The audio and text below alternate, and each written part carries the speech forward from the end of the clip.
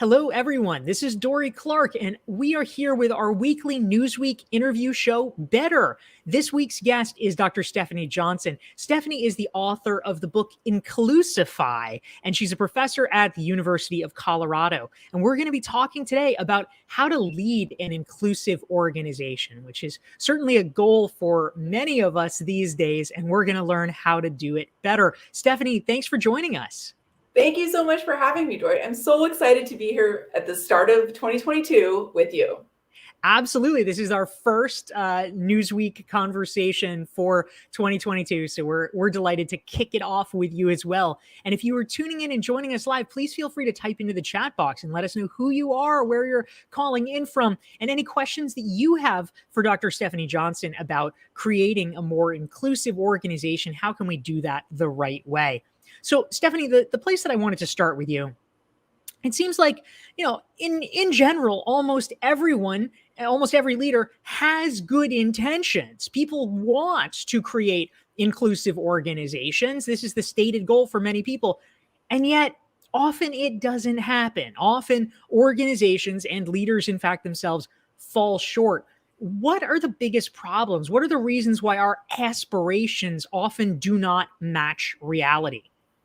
That is the question, right? And that is one of my big insights from writing Inclusify was people really want to do this. And this, I wrote the book and did the research before 2020. So before we've seen so much added inequality surrounding COVID and the Black Lives Matter movement with the murder of George Floyd and so many others, that I think this has only increased the number of people who say they really want to be able to do this and do this well.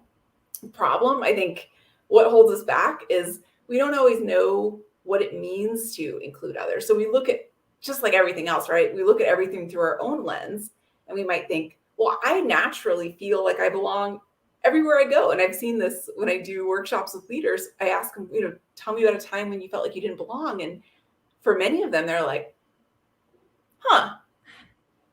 that's a question I cannot answer. And not, universally, like lots of people have certainly had experiences. And I don't know if folks listening, want to chime in on this, but it's hard to understand what might make other people not feel like they belong if you generally feel like you belong. And so that's one part, is that some of this work just really starts with perspective taking and listening and trying to get a deeper understanding of other people you work with. And that's not a natural skill for everyone.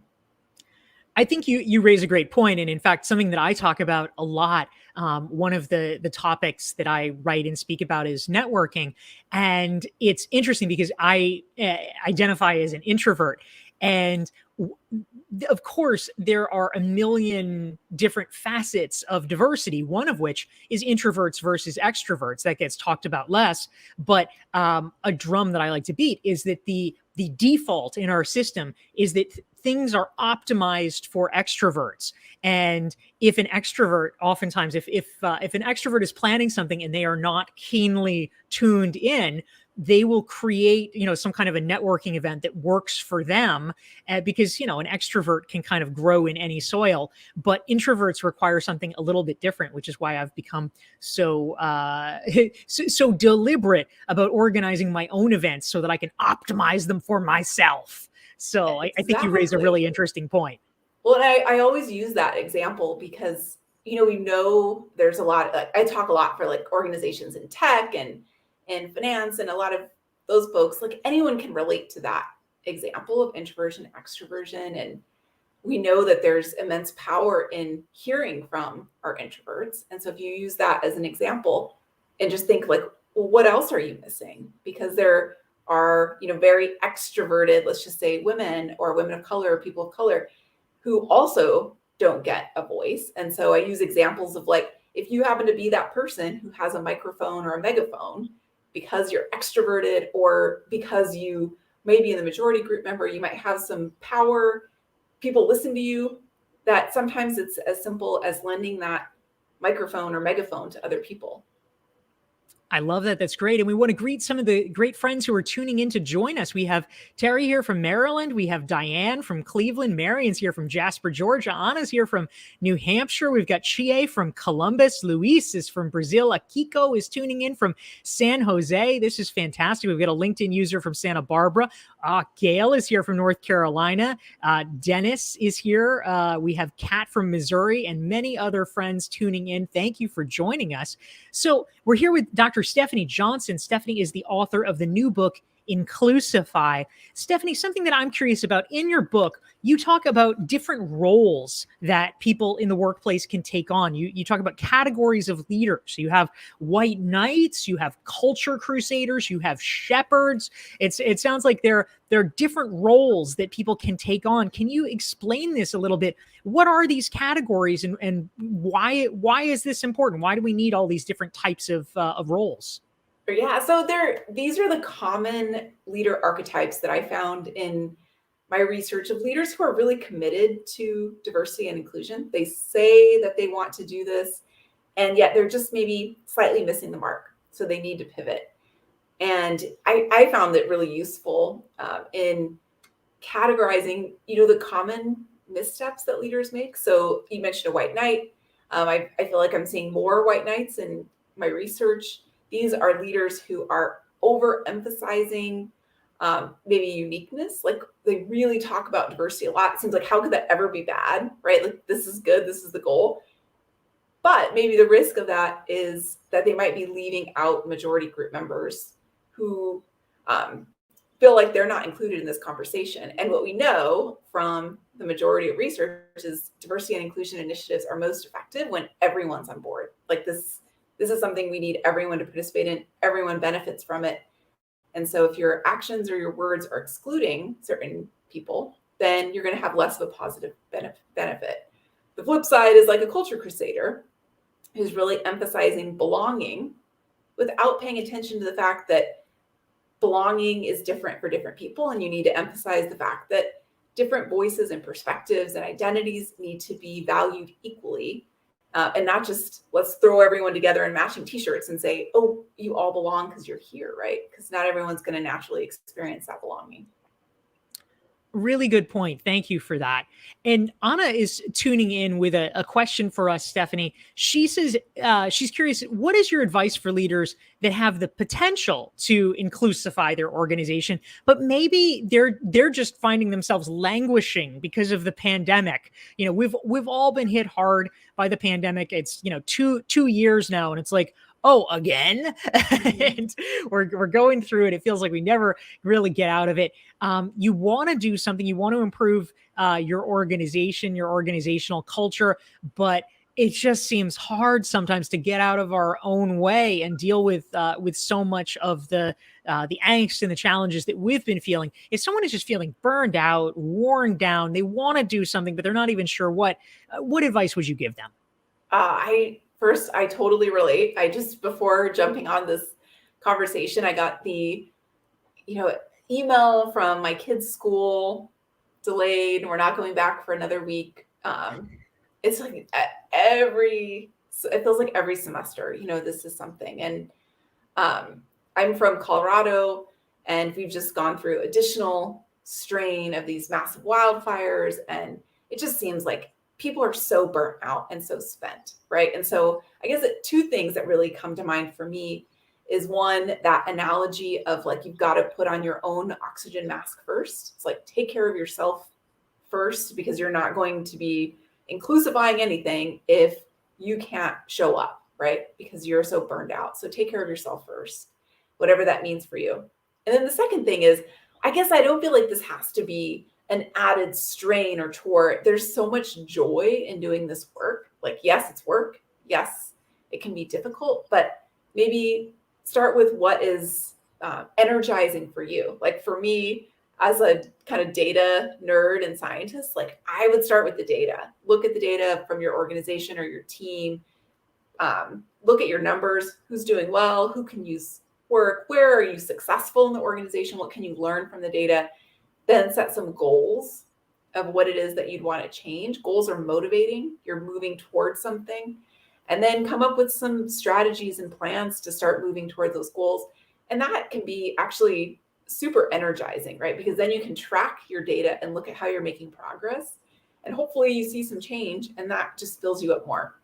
I don't know. What do you think? Does that resonate with you? I think that makes a lot of sense. Yeah. Thank you, Stefanie. Again, we've been talking with Stefanie Johnson. She's the author of the book Inclusify. We're talking about how to lead an inclusive organization. If you want to learn more about Stefanie and her work, go to drstefjohnson.com. And if you want to make sure that you never miss one of our weekly Newsweek Better series, you can actually just go to DorieClark.com/LI. That stands for LinkedIn. You can follow me on LinkedIn, subscribe to my LinkedIn newsletter, and you will get regular updates about our fantastic guests, including Stefanie Johnson. If you're liking this conversation, please hit the like button, please hit the share button so that your friends and colleagues can benefit from it as well. And we had, Stefanie, a question come in that I thought was a great one from Diane. And she was curious. She says, she sees a lot of folks from countries outside the U.S., and she's curious if you can talk a little bit about how diversity might be similar or different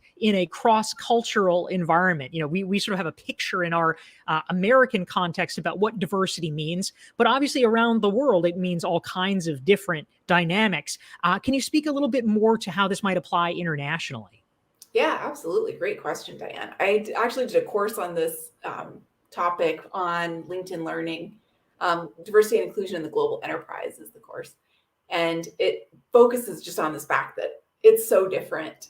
And you might be in a multinational organization that's trying to come up with one big diversity strategy for all of the countries that you operate in, but that really you need to come up with both a global strategy and then local strategies to make sure that the goals and initiatives that you're planning make sense for that cultural context, right? So what are the differences? I'll say one thing that's really blown me away is how important this topic is across the globe. And so I've been doing presentations in Europe, in Asia, all talking about the same topic. In South America, there are differences though, a little bit in the focus. And so I would say in the US, I think the focus is much stronger on racial equity than it is, say, in Europe, where I think they're still more focused on gender equity. But all of these, I think rising one boat rises all the boats. So creating equity hopefully creates equity for everyone, right? If your initiative works, it works for everyone. But I think that's the biggest difference that I've seen. It's not to say that people don't care about racial equity in Europe, but I'm seeing more of a focus there on the gender side. Yeah, that's a really interesting point. Thank you, Stefanie. We just want to say hi to some of the great folks who are tuning in to join us live. If you're just joining, please feel free to type into the chat box and let us know who you are and where you are dialing in from. Cheryl's here from Minneapolis. We've got Adnan from Turkey who's joining us. Shelby's here from North Carolina. Kathleen is in the house from Iowa. We've got one of your fellow Coloradans who's joining us as a LinkedIn user. Sandy's here from Dallas. Javad is from Iran. This is great. Hiba's joining us from Dubai. Hakeem from India. Gabriel from Mexico. Bidya from Amsterdam, and many more. We're so happy to have all of our friends, both domestic and international. So it's great to have all of you here. Please type your questions for Dr. Stefanie Johnson into the chat box. Now, Stefanie, something that I'm curious about is how the shift to remote and hybrid work is impacting diversity and inclusion efforts. We have heard a lot about how it may be a little bit harder for employees perhaps who are in caregiving roles, that they might not be able to sort of put in as much social effort, quote unquote, in terms of relationship building. We have challenges because if you're not in the office full-time, face-to-face, maybe diversity becomes a little easier to forget or to shunt off to the side. What are you seeing out there? Or maybe in some ways it's better, who knows, because you're less exposed to microaggressions. What is your take, and how has remote and hybrid work impacted inclusion and efforts to inclusify? Yeah, I mean, I would say early on in the pandemic, there was a lack of effort toward D&I. Like people weren't focusing on it. Their HR and even the D&I team was being pulled in to deal with the massive HR issues, right? And that's completely flipped, where I think this is top of mind for human resources, it's top of mind, obviously for diversity and inclusion experts. And I actually feel really optimistic that a lot of these changes can create more equity if we're really intentional about it. And so if you think about how the workplace was originally built and designed and who it was designed for, it wasn't designed for, dual earner couples with children, or it really wasn't designed for women. It wasn't designed with people of color in mind, the LGBTQ plus community, or even people with disabilities, right? That just wasn't the central thought as the workplace evolved. And it's really hard to change that. And I would say 2 years ago, if you said, what's the biggest thing holding back diversity and inclusion? I'd say it's the status quo. It's like the default. This is how we've always done it. Well, guess what? Nothing is how we've always done it. And that means we have an incredible opportunity to redesign the workplace. And we can design it in a way that's not going to be conducive to diversity and inclusion and belonging and equity, or we can choose to create a workplace that really works for everyone. And I think that's why I'm optimistic, is to have these things collide, where we're redesigning the workplace and diversity and inclusion is so top of mind. Just think of the opportunities for creating greater equity and justice in organizations. I think it's huge. I think there's a real opportunity. And I think that a lot of leaders are really working to seize that opportunity right now. And I'll tell you, one of the biggest just pitfalls that I've seen relates to exactly your question, Dorie. And that is, certain people are less likely to be able to go into the workplace. We see people of color and women of color maybe choosing not to go into the office.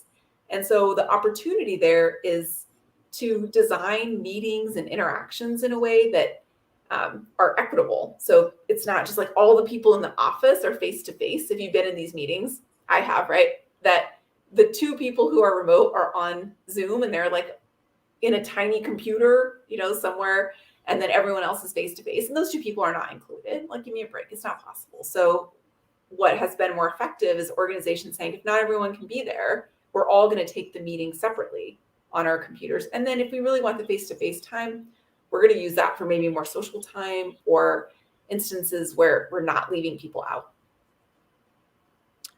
Yeah, that's a really great point. We're here talking with Stefanie Johnson. If you want to learn more about her work, go to drstefjohnson.com, including her new book, Inclusify. So, Stefanie, we have some great questions coming in from our viewers. We want to say hi to folks who have just joined us. Allah is here from Germany. We've got Robert from Berlin. We've got Clarice from Congo, Vasilios from Greece, and Jackie from Yorkshire, Andy from Boston. So glad to have all of you. Kristen from Rochester.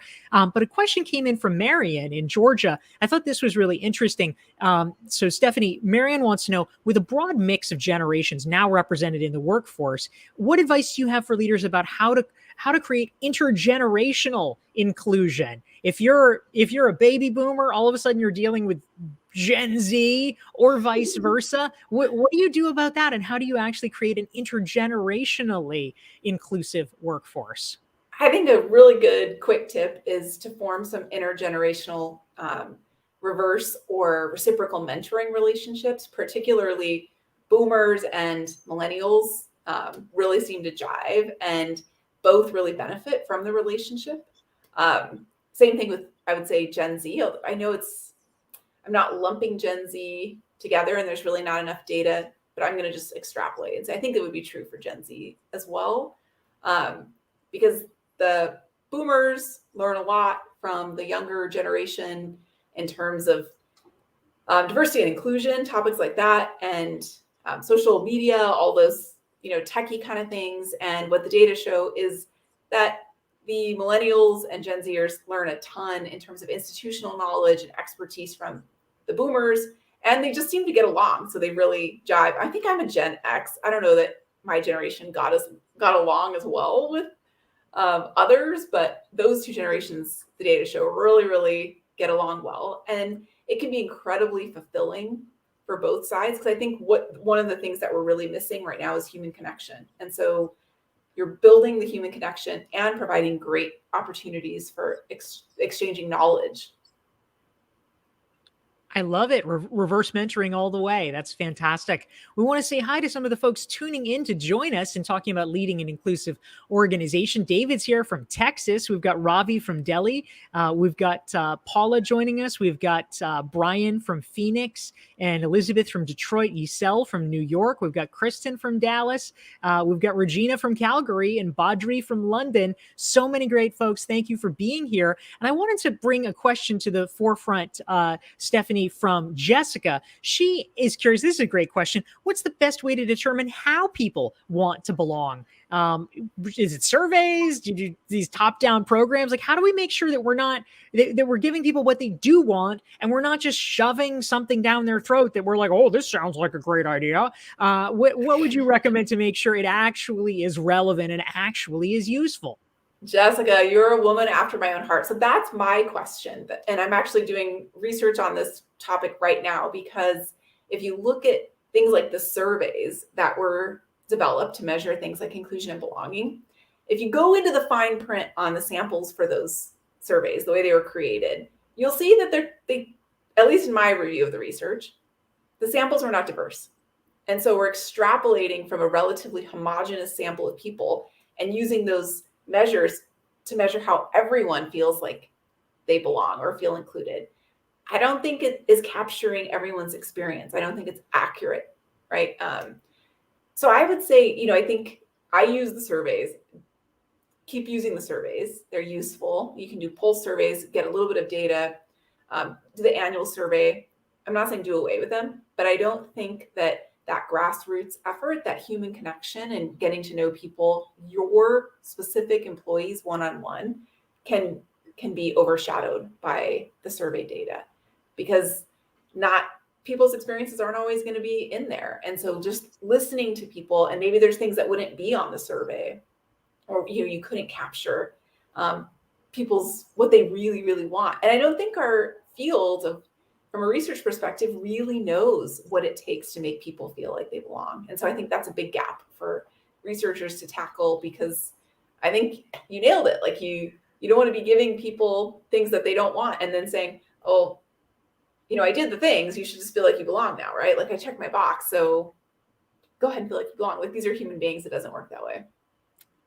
Absolutely. Stefanie Johnson is the author of the new book, Inclusify. And if you want to make sure you never miss one of our weekly Newsweek series, it's noon Eastern, 9 Pacific. Go to DorieClark.com. You can sign up for my newsletter, get a free self-assessment, and you'll get reminders about these great conversations. So, Stefanie, we wanted to just say hello to some of the terrific folks who have newly tuned in to join us. Michael's here from Ghana. Heather's here from Phoenix. Zeynep is here from Turkey.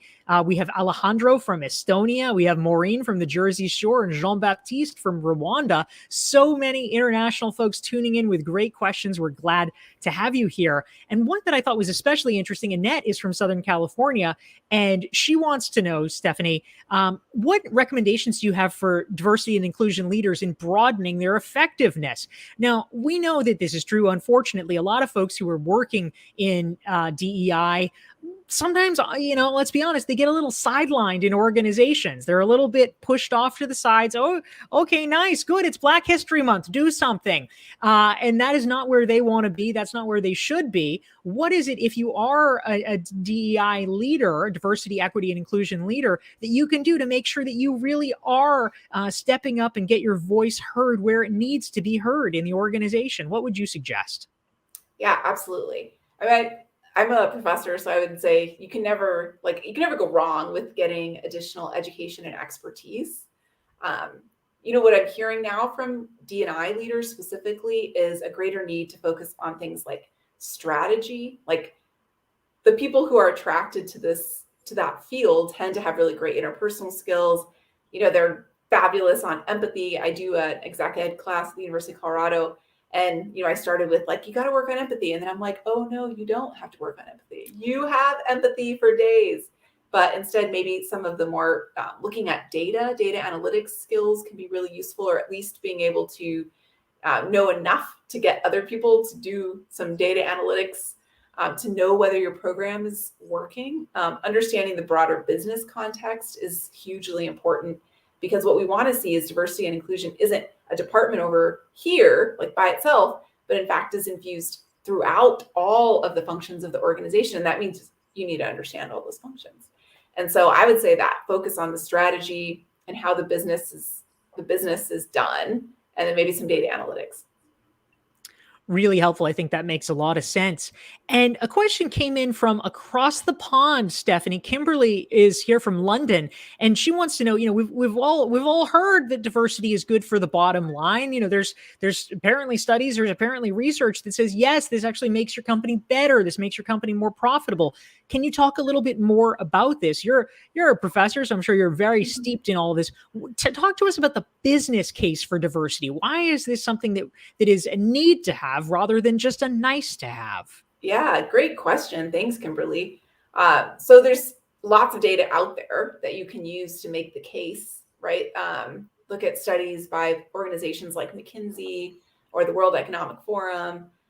You can use the data. People tend to respond most positively to data within their own sector. So if I'm talking to a tech company and I show research on financial firms and how it improves, maybe investment success, they're like, that's not us. So maybe using data that are relevant to your own organizational type. But if you want to do even a deeper dive into your own organization, I would look at costs like turnover, because what we see is we're more likely to lose employees of color and female employees to our competitors. And right now with the Great Resignation, like you really don't want to be losing employees because the cost of rehiring them is immense. And then as those underrepresented employees leave, what we see is like a turnover contagion. So if there's one woman in my organization and she leaves, I'm like, oh, great. Now I'm the only woman. I'm out of there too. And so do some simple calculations like that on what it's costing to lose valued talent, and other performance metrics. If you can extrapolate from the data, look at how the changes that you've made in your organization are impacting performance in the company, innovation, creativity. We see a lot greater resilience to market pressures when companies have greater diversity. And it's important, not just diversity, but inclusion. Yeah, thank you very much. I love that, Stefanie. That's great. And we have a few folks who are tuning in to join us. We have Hallie from Southern California. We've got Misha Gay from Miami. We have Melinda from Phoenixville, Pennsylvania, and Vanda from Madrid. So happy to have all of you here. And we have time probably, Stefanie, for one more question. Again, we've been talking with Stefanie Johnson, author of the book Inclusify. And Stefanie, I love this one. Brian wants to step up. He says, how can I be a champion as a manager? He wants to get other people on board, other team members and managers on board to embrace diversity initiatives. What would be your advice for Brian and for people like him? Yeah, Brian, thank you. I think having allies is so important. We're not going to do this without without white men participating in diversity and inclusion. So I don't want to presume your gender and racial identity, but I think that allyship is so important. And I think a unique opportunity for people in majority groups is to bring others along with them. And so how can you engage others like yourself? Because you can do a lot of good. And we can talk all day about how you can be an ally. I mentioned passing the microphone, also shining a light on other people's accomplishments, maybe the accomplishments of women and women of color and people of color who are statistically not as likely to be recognized for their good work. So those are mentoring, great opportunities for you to be an ally. But imagine the good you can do if you can bring in other allies with you to do the same thing that you're doing, but at scale. I think that's huge. And so join an ERG or a BRG, see if you can bring others with you.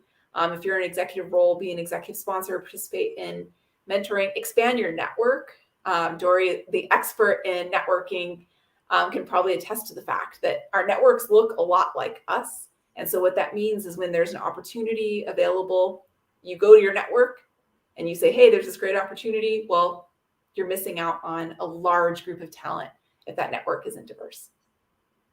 Such a good point, Stefanie. And just a note, you mentioned ERGs and BRGs for people who may not be familiar with the terminology. That's employee resource group or business resource group, which they often have inside of corporations. So thank you. I love that advice. That's terrific. Again, we've been here with Stefanie Johnson. Learn more about her work, including her book Inclusify, at drstephjohnson.com.